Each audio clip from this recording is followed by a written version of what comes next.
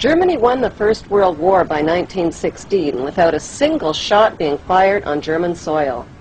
British convoys were blown out of the Atlantic by German subs, the French army mutinied, and the Russian army was defecting.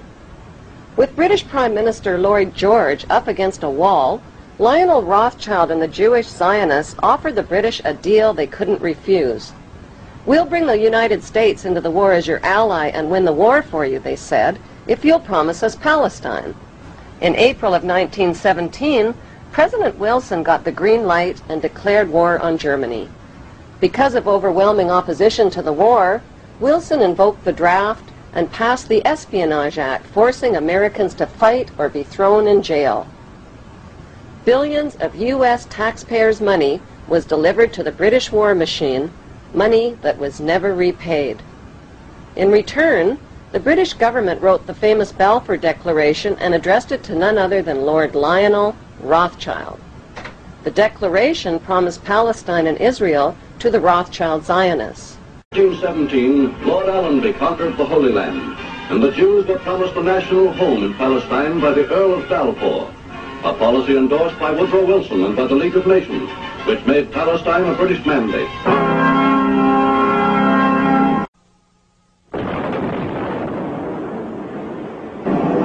With the fall of Nazi Germany, the Rothschilds wasted no time waving their Balfour Declaration at the British government and reminding them of their written promise to give them Palestine.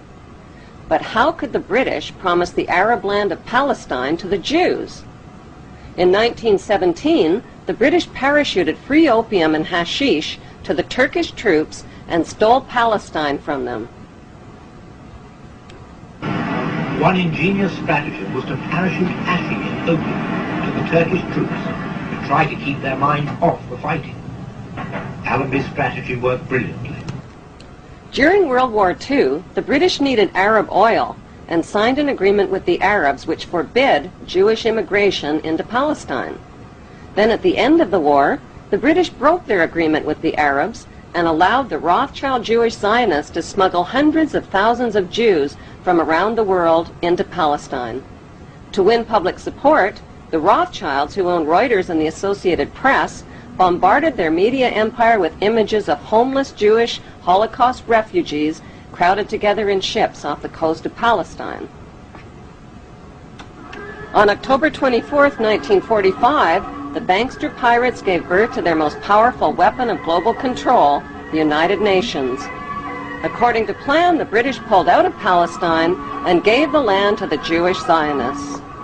These Zionist extremists call themselves God's chosen race of people and believe they have a God-given right to the land of the Palestinians.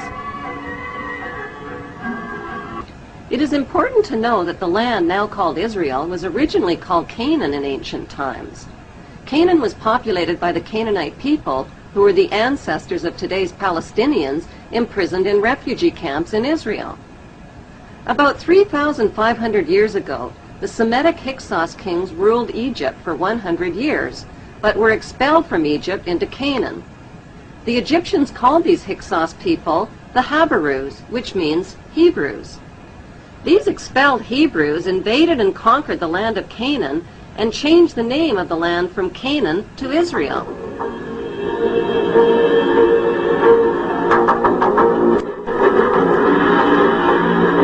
In 135 AD, the name was once again changed to Palestine after the Romans conquered the land. In 1948, the bankster-controlled United Nations officially turned Palestine into the Zionist state of Israel. To deal with the millions of Palestinian residents, the Israeli Jews massacred and drove them from their villages and homeland.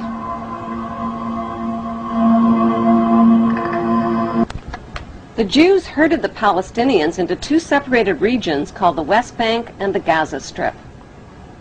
The Rothschilds soon began financing Jewish Holocaust refugees to build illegal Jewish settlements on Palestinian land. These illegal Jewish settlements set the stage for Israel's Prime Minister Ariel Sharon's reign of terror against Palestinians who dared to defend what was left of their stolen homeland. Like Saddam Hussein, Sharon violated dozens of UN resolutions by using hundreds of tanks and American-supplied gunships and planes in an unrelenting campaign of bombing, murdering, bulldozing, starving, and terrorizing the Palestinians off of what remained of their land. In violation of international law, Israel also secretly developed over 100 nuclear weapons of mass destruction capable of vaporizing the entire Middle East. Defenseless against Israel's U.S.-backed military and media campaign, the Palestinian Muslims fought back with sticks and stones and suicide as their only means of defense against the wholesale theft of their ancient homeland. The story of the Bible was written by Hebrew Jews, who tell us that the Hebrew Jews are God's chosen race of people. Bible prophecy predicts that they will one day rule the world from their temple throne in Jerusalem, and that the world's King of Kings will be a descendant of King David and King Solomon of Israel. That is what Bible believers all over the world believe will come to pass. To turn this Bible prophecy into a reality would demand the cooperation of world leaders. It would also mean building a third temple in Jerusalem over the ancient ruins of King Solomon's temple. But there is one giant-sized problem. A sacred Muslim shrine called Dome of the Rock was already built on top of the ruins of Solomon's temple in the 7th century. It still stands majestically today in the heart of Jerusalem, and it would have to be destroyed.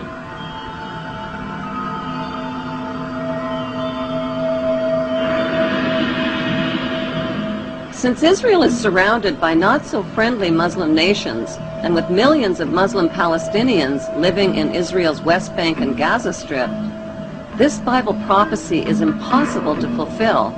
Or is it? Like a screenplay for a movie, the Bible story was written by Hebrew Jews. But who is the director and the producer? Is it God?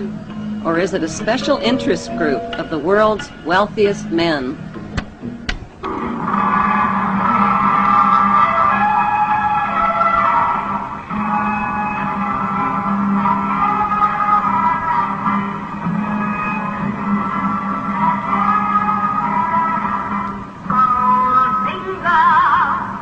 The Rothschilds, whose front companies had helped finance Hitler and the Jewish slave labor camps, had turned Jewish Holocaust victims into victimizers.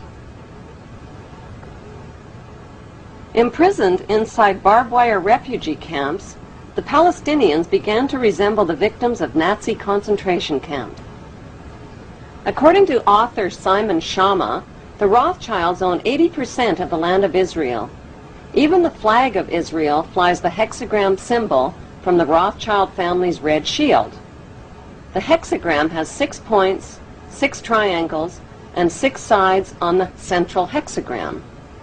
The numbers 666 are associated with the biblical prophecies that predict an apocalyptic Third World War. The Rothschilds bought Reuters in the 1800s. Reuters then bought the Associated Press, which selects and delivers the same news stories to the entire world, day after day. They have controlling interest in 3 major television networks and easily avoid media attention since they own it. Until recently, they owned and operated England's Royal Mint and continue to be the gold agent for the Bank of England, which they also direct. They control the LBMA, London Bullion Market Association, where 30 to 42 million ounces of gold worth over $11 billion are traded daily. The Rothschilds earn millions weekly just on transaction fees alone. They also fix the world price of gold on a daily basis and profit from its ups and downs. Over the centuries, the Rothschilds have amassed trillions of dollars worth of gold bullion in their subterranean vaults and have cornered the world's gold supply. They own controlling interest in the world's largest oil company, Royal Dutch Shell. They operate phony charities and offshore banking services where the wealth of the black nobility in the Vatican is hidden in secret accounts at Rothschild Swiss banks, trusts, and holding companies. Although Evelyn Rothschild looks like a harmless gray-haired old man, make no mistake about it, Rothschild and his ancestors have handpicked presidents, crashed stock markets, bankrupted nations, orchestrated wars, and sponsored the mass murder and impoverishment of millions. The wealth hoarded by this one family alone could feed, clothe, and shelter every human being on earth.